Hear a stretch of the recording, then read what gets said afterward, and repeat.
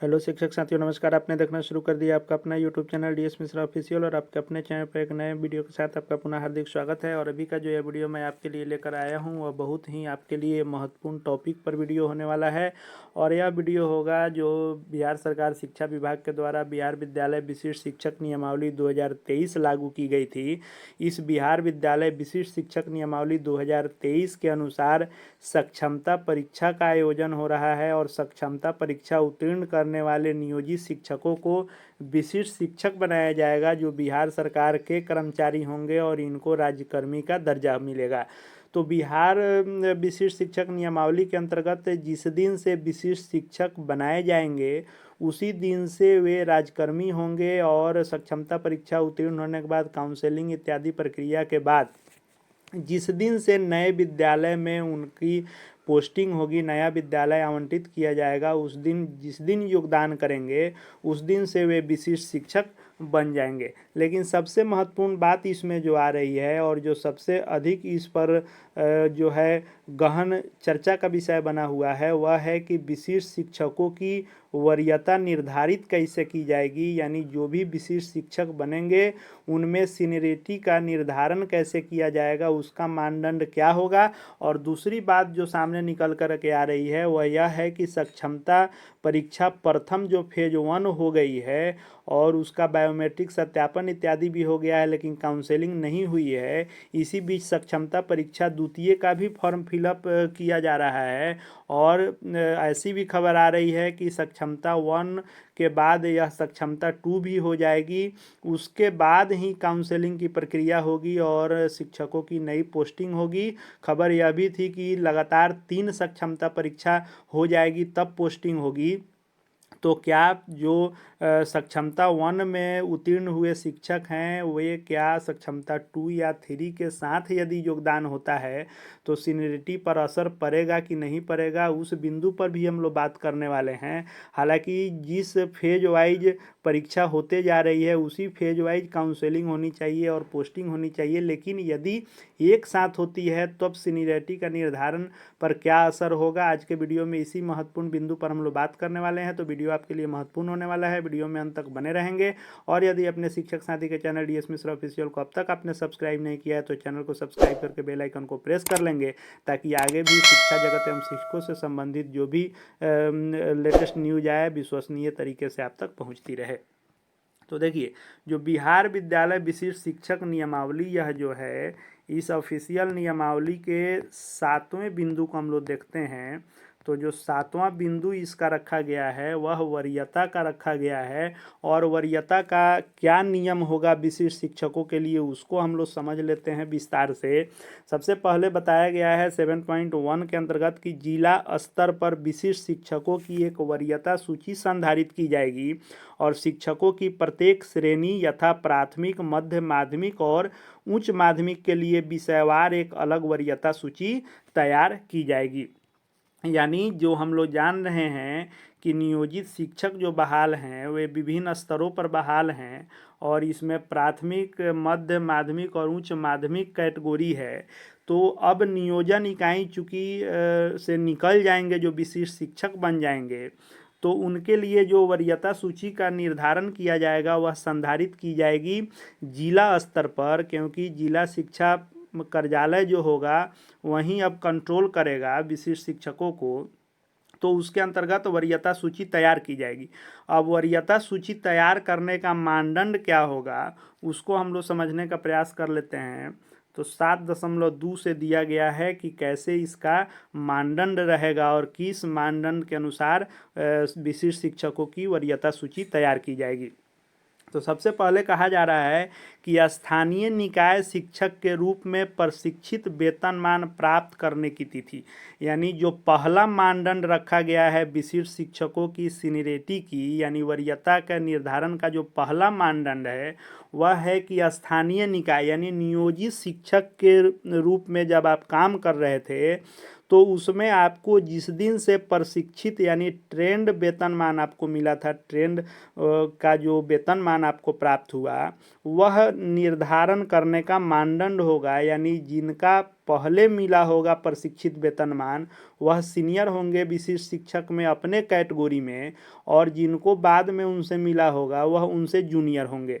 या इसको ऐसे समझ लेते हैं कि जो लोग पहले योगदान किए नियोजित शिक्षक के रूप में और बाद में उन्होंने ट्रेनिंग की, तो ट्रेनिंग का जिस दिन रिजल्ट आया तो प्रशिक्षण के परीक्षा फल की तिथि से उनको ट्रेंड का वेतनमान मिला।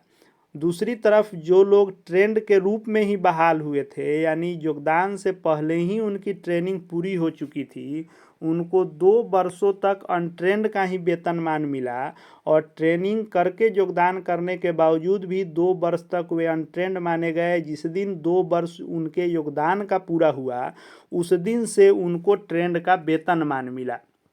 तो जो लोग पहले योगदान किए और 2 वर्ष के बाद उनकी ट्रेनिंग कंप्लीट हुई, तो ट्रेनिंग कंप्लीट जिस दिन हुआ यानी परीक्षा फल जिस दिन आया, उस रिजल्ट के तिथि से उनकी सीनियरिटी बनेगी। और जो लोग ट्रेंड ही बहाल हुए, उनको 2 वर्ष के बाद जिस दिन से प्रशिक्षित का वेतनमान मिला, उस दिन से उनकी सीनियरिटी बनेगी। तो पहला आधार रखा गया है कि ट्रेंड वेतनमान आप कब से उठा रहे हैं, नियोजित शिक्षक के रूप में। दूसरा है कि यदि 2 शिक्षक उपयुक्त मानदंड क के अनुसार एक ही तिथि साझा करते हैं, यानी 2 शिक्षक यदि एक ही दिन उनके ट्रेनिंग की तिथि है, चाहे वह योगदान के बाद ट्रेनिंग का परीक्षा फल एक ही दिन है, तो बैच वाइज तो एक ही दिन होता है, और या तो वे पहले से ट्रेंड थे और ट्रेंड का वेतनमान सेम डे को मिल रहा है, 2 शिक्षक ऐसे हैं, तो उनकी जन्म तिथि जो होगी वह वरीयता तय करने के लिए मानदंड होगी। यानी जिनकी जन्म तिथि पहले की होगी और जिनका उम्र अधिक होगा वह सीनियर होंगे, यदि दोनों का एक ही दिन ट्रेनिंग का वेतनमान मिला है तो। और तीसरा जो रखा गया है वह है कि यदि ख के अनुसार भी एक ही तिथि आप यदि साझा करते हैं, यानी आपको प्रशिक्षित वेतनमान भी किसी 2 शिक्षक को एक ही दिन मिला है उस विद्यालय के, और उनका जन्मदिन भी एक ही है, तो उनका अंग्रेजी वर्णमाला के अनुसार जो नाम होगा, उस शिक्षक के नाम का जो पहला लेटर होगा, वह जिनका पहले का लेटर होगा वह सीनियर होंगे। यह 3 मानदंड तय किया गया है। इसमें एक चीज़ और समझना है कि यह तीनों मानदंड जो लागू होगा वह प्राथमिक के लिए विषय वाइज अलग होगा, और 6 to 8 जो स्नातक ग्रेड होंगे मध्य विद्यालय के, उनके लिए भी अलग होगा विषय वाइज। ट्रेनिंग के तिथि से आपको जो ट्रेनिंग के वेतनमान की तिथि से जो आपकी वरीयता निर्धारित की जाएगी, वह मध्य विद्यालय की अलग, प्राथमिक की अलग, माध्यमिक के लिए विषय वाइज अलग, और उच्च माध्यमिक के लिए भी अलग होगी। यानी चारों संवर्ग के अलग अलग सीनियरिटी तय की जाएगी, और वह वरीयता का निर्धारण होगा।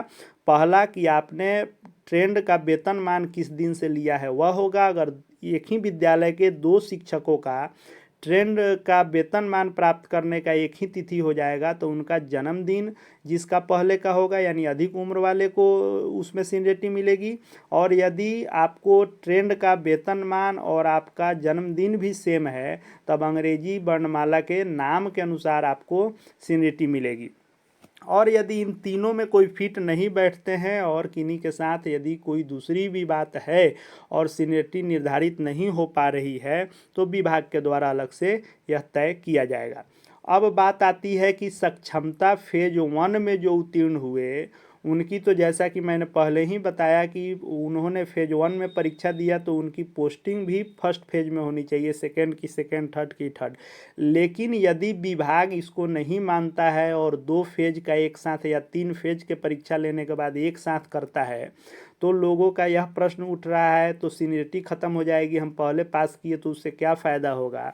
तो बिहार विशिष्ट शिक्षक नियमावली 2023 के अनुसार यदि आप देखेंगे, तो ज्वाइन करने से यानी विशिष्ट शिक्षक के रूप में योगदान करने से वरीयता का कोई मतलब नहीं है, उससे मानदंड नहीं तय किए जा रहे हैं, या आपके नियोजित शिक्षक के रूप में ट्रेंड वेतनमान प्राप्त करने से तय किए जा रहे हैं। इसलिए अगर फेज 1, फेज 2 या फेज 3 का भी एक साथ किया जाता है तो सीनियरिटी पर प्रभाव उससे नहीं पड़ने वाला है। प्रशिक्षित वेतनमान आपने किस तिथि से लिया है, ग्रेड पे आपको किस दिन से मिला है, वह निर्धारित करेगा आपकी सीनियरिटी को।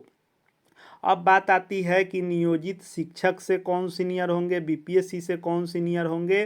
तो सच्चाई कहा जाएगा, बहुत सारे लोगों को गलत भी लग सकता है। आपका सोच, आपका विचार आप अपने अनुसार भी सोच सकते हैं, लेकिन जब राजकर्मी की बात आएगी तो बीपीएससी के द्वारा जो विद्यालय अध्यापक बहाल हो रहे हैं और या विशिष्ट शिक्षक जो बहाल हो रहे हैं, ये दोनों एक समान है। विशिष्ट शिक्षक और विद्यालय अध्यापक की नियमावली भी लगभग एक है और इसमें लिखा भी गया है विशिष्ट शिक्षक नियमावली में कि जो भी जो है डिफिनीशन यदि इसमें नहीं है तो वह विद्यालय अध्यापक से लिया जाएगा, यानी दोनों कैडर एक समान है।